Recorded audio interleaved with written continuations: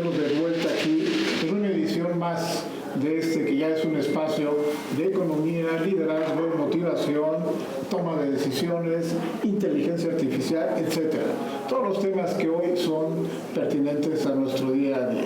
Y acompañado, como siempre, en estas ediciones por mi gran amigo, el CEO y fundador de Smart Speakers, buró más importante de América Latina, don Francisco Rodríguez. Iba a decir Pancho y me trabé, mi querido Pancho. ¿Cómo estás? Muy bien, encantado de estar aquí, también aquí con el buen Jorge, y va a ser un gran programa. Hoy también va a ser un gran programa, no es la excepción a todo lo que hemos venido construyendo en más de 3 años. Y efectivamente nos acompaña un gran amigo y muy distinguido y respetado en la comunidad de negocios, particularmente recursos humanos, Jorge Ponga. Jorge es hoy socio líder de Capital Humano en Deloitte, Spanish Latinoamérica. Es una de las voces detrás del reporte Tendencias Globales de Capital Humano 2026, que ya es un documento referente para toma de decisiones, y sostiene que el reto de las organizaciones ya no es ser humano versus tecnología, sino transicionar hacia ser humano potenciado por la tecnología. Y por ahí vamos hoy a platicar contigo, mi estimado Jorge.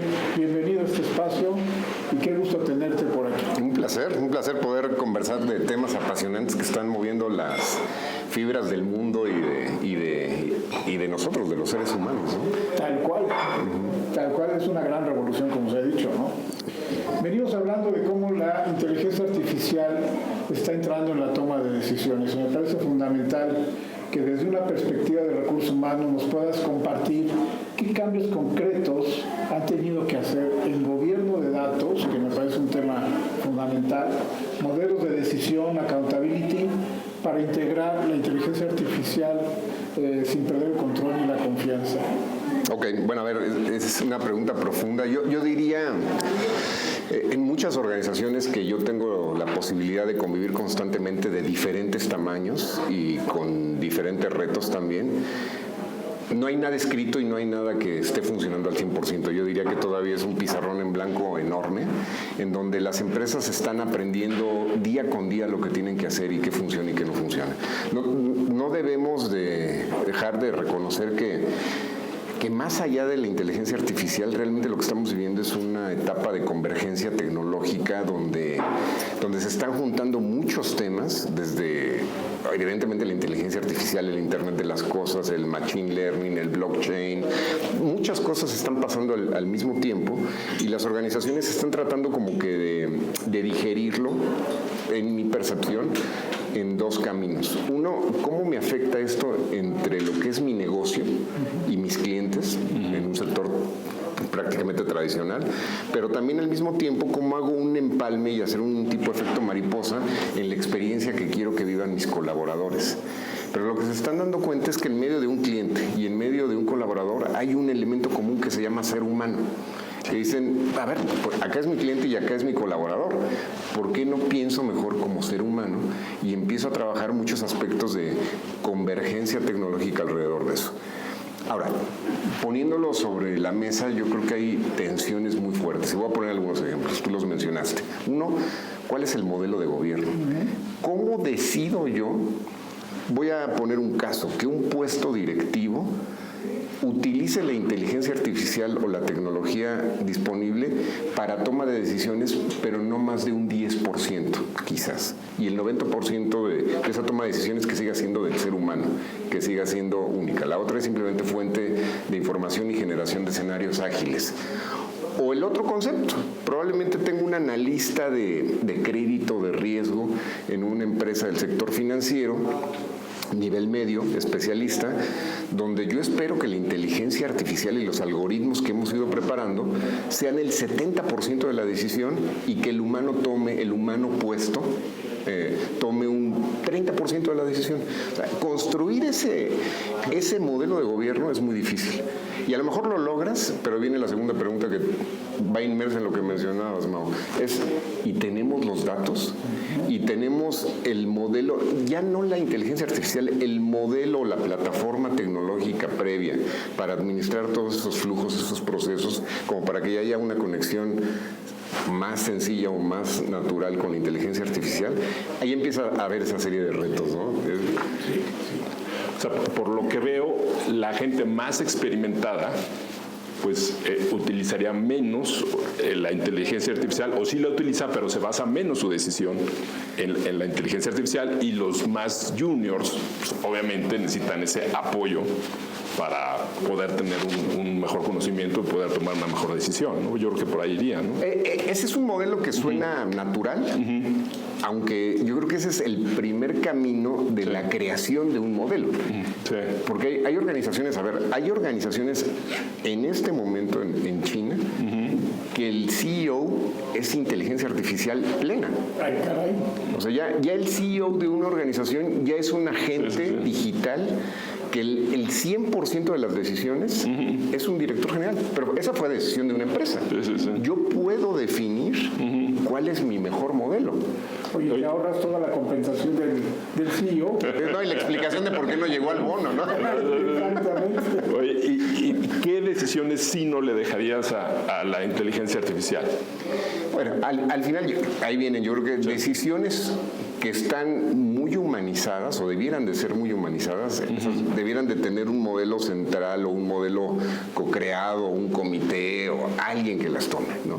Por eso se habla tanto de que la siguiente parte de la ecuación es qué capacidades se requieren ahora con este nuevo modelo. Y, a ver, seguimos hablando de que las capacidades son tecnológicas, etcétera, pero las que se mantienen y no van a cambiar, pero sí probablemente sean más fuertes, es coordinación, trabajo en equipo, empatía, lo que se ha hablado desde la pandemia de resiliencia, cosas que realmente incentiven al ser humano al centro. Pero en ese camino yo creo que las organizaciones muchas veces están más centradas en decir, ya tengo un agente digital instalado en mi empresa, que en pensar en el plan de juego que tienes que hacer antes. Esa es una percepción en lo personal que yo he podido ir construyendo. Va tan rápido que ya tengo 5,000 licencias de Copilot o la que sea. Sí, pero ¿para qué las vas a usar? O sea, ¿qué decisiones esperas que tal persona en tal puesto sean de él y no de algún algoritmo? Fíjate que todo eso me lleva y regreso a lo que Jorge nos decía, o yo en la presentación les comentaba, cuando él se refiere al ser humano potenciado por la tecnología.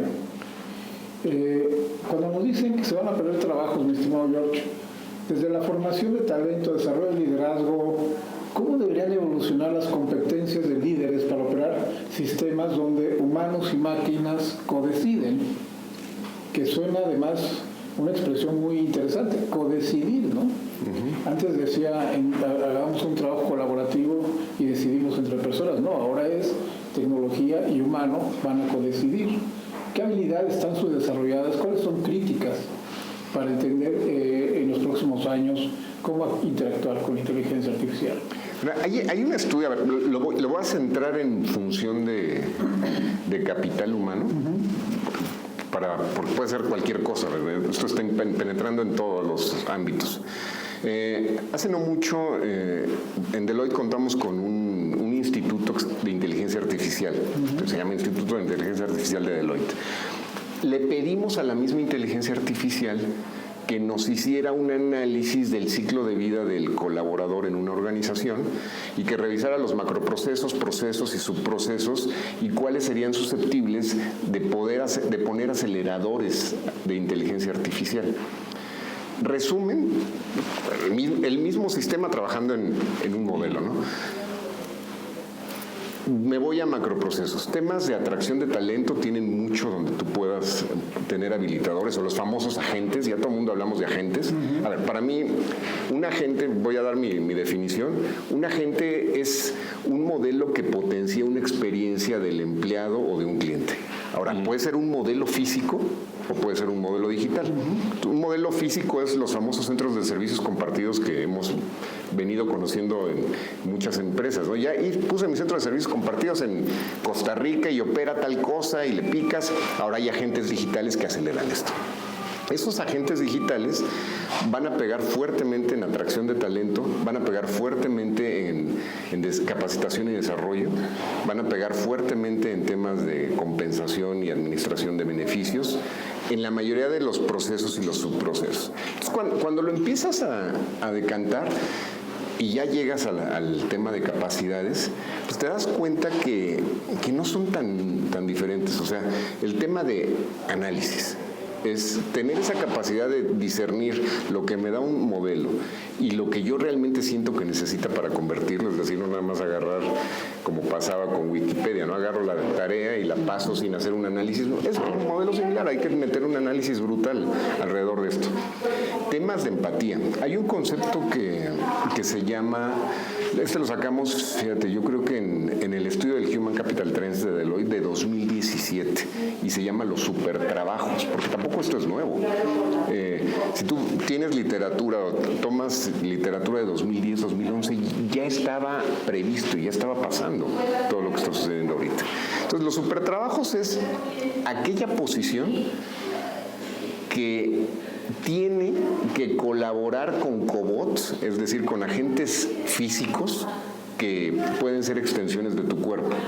O sea, puede ser una persona operando en la torre más alta de Santiago de Chile, operando un robot, un dron, que está haciendo una perforación en una mina en los Andes entre Argentina y Chile, a 2.000 metros de altura, a menos 15 grados. O un cirujano haciendo ese tipo de cosas. Sí, o sea, cobots, algo que te genere extensión. Entonces, eso ya es un supertrabajo.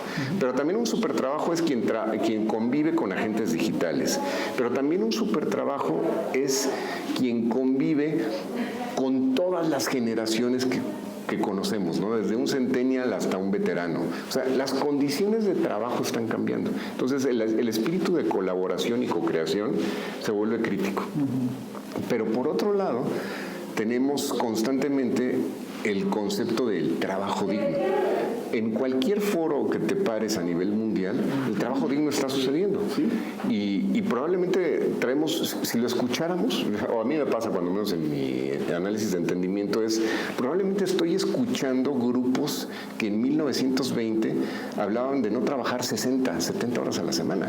El famoso auge de los líderes sindicales que empezaban a buscar condiciones de calidad de trabajo y de vida mejores. Entonces, creo que todo esto nos lleva a potenciar aspectos más humanos. O sea, habrá carreras que serán sustituidas completamente por algoritmos, pero la parte humana, esa tiene que estar ahí. Esa tiene que estar ahí. Y habrá puestos que no sabemos cómo van a ser en el futuro, ¿no?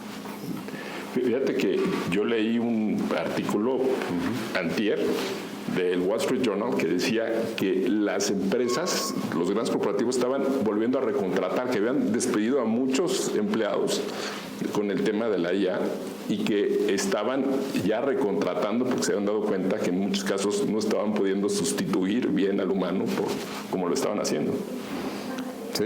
Sí, a ver, yo creo que ese concepto de ese análisis profundo y serio que en inglés le llaman workforce planning, que es realmente cuáles van a ser las capacidades que voy a requerir para lograr un plan. Ya no podemos hablar de los planes de 5 o 10 años con los cuales yo empecé mi carrera, ya no existen.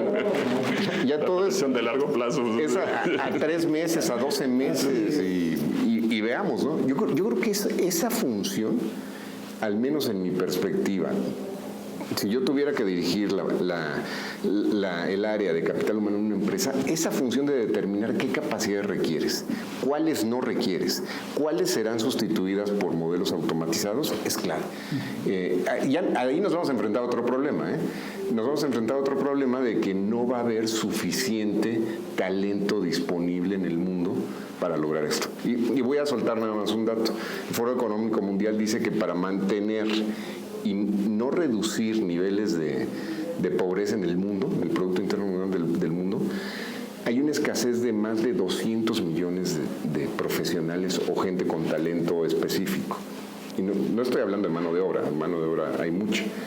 Entonces se va a dar un proceso donde no van a salir los estudiantes en ciertas carreras con tanta rapidez. En este momento hay una escasez de 2.5 millones de ingenieros de minería de datos. Ahorita.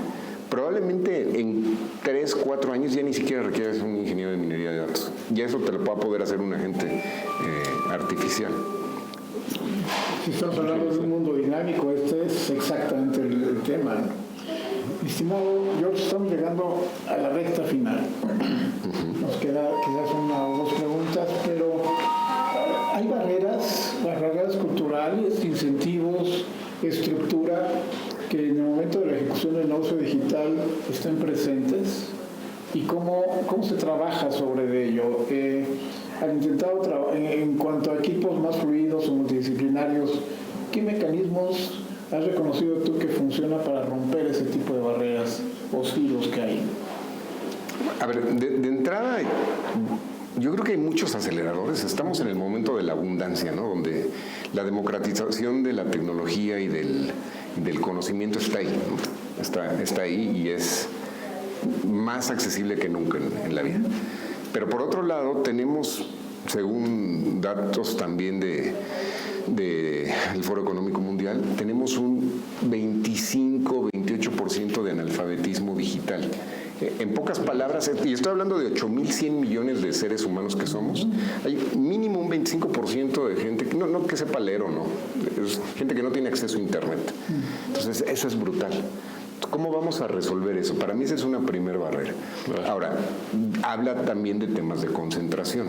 Hay países que no tienen ese problema, hay países que sí tienen esos problemas. Después de ahí viene un concepto que yo creo que es la principal, es los tecnoadversos y los tecnoadeptos. Tú lo mencionaste ahorita. O sea, ¿cuántos empleos vamos a perder? O sea, todo este modelo, ¿qué saldo negativo nos dará? Existe ese grupo, existe el de los tecnoadeptos que dicen, a ver, no ha habido ninguna revolución industrial en la Tierra donde el saldo negativo se dé como motivo de esto. O sea, a ver, sí, dejó de haber remeros en las grandes embarcaciones, dejó de haber conductores de carretas, la transición de los puestos cambia. El reto que yo veo es, hay países que tienen mejores niveles educativos que otros. Y un país que no tenga el nivel educativo adecuado y una tecnología mínima necesaria como tener energía eléctrica y tener Internet, les va a costar trabajo. Claro. Les va a costar trabajo. Y por último, para que las áreas tradicionales, recursos humanos, finanzas, tecnología, se reinventen y sigan siendo muy funcionales, ¿cuáles son sus aprendizajes que han tenido? A ver, lo primero que diría, y eso es un regresar a algunos básicos que debieran ser, desde mi perspectiva, comunes, es, si te defines como un área de soporte, está bien, pero siempre tienes que entender el valor del negocio. O sea, tienes que entender el flujo del dinero en el negocio, así como lo entiende un financiero, como lo entiende alguien de compras, alguien de operaciones. O sea, si tú eres un área de capital humano. Cuando entiendes eso, probablemente vendrán ciertos aceleradores como inteligencia artificial, como en su momento fue Internet, o la implementación de paquetería de Microsoft, o la computadora. Yo me acuerdo en una película, no recuerdo el nombre de esta película, que hablaba de algunas chicas que trabajaban en la NASA, que existía el puesto de computadora. O sea, era un puesto que se llamaba computadora y ya después se convirtió en un aparato físico, ¿no? Entonces yo creo que involúcrate en el negocio, y la otra que yo creo que es clave es no te quedes en una pantalla. O sea, el negocio opera con gente, con clientes. O sea, vívelo, salte de esa pantalla y involúcrate. La parte tecnológica siempre la tienes que aprender y siempre la tienes que vivir. Hay que quitarse ese miedo, ampliar nuestra cajita de arena, ¿no? Perfecto. Pues amigas, amigos, ahí tienen toda una perspectiva. En 18 minutos nos has dado una extraordinaria lección de dónde estamos, qué esperar, de dónde venimos. Y no cabe duda que tenemos un gran reto enfrente, pero parte de la misma disposición personal, ¿no? Para aprender y para desarrollarte sin tenerle miedo a lo que estamos enfrentando. ¿Qué opinas, Pancho? Sí, que vaya transformación. Y cada vez más rápido. Más. Somos privilegiados, la verdad es que somos privilegiados de estar en un momento de gran transformación. y por lo mismo continúen siempre conectados con 18 minutos. Y nos despedimos, no sin antes agradecerte, mi estimado Jorge. Un placer. Jorge Ponga, socio de Deloitte, para habernos aportado y haber contribuido con todas estas ideas el día de hoy. Y nos veremos en la próxima edición de 18 minutos también con otro contenido muy interesante. Y me despido de mi amigo Pancho Rodríguez, CEO de Smart Speakers, Mauricio Reynoso, director general de la Asociación Mexicana en Dirección de Recursos Humanos, AMEDIR, que les saluda y los invita para la próxima edición de 18 minutos. Gracias Jorge, gracias Pancho, nos vemos. Hasta la próxima.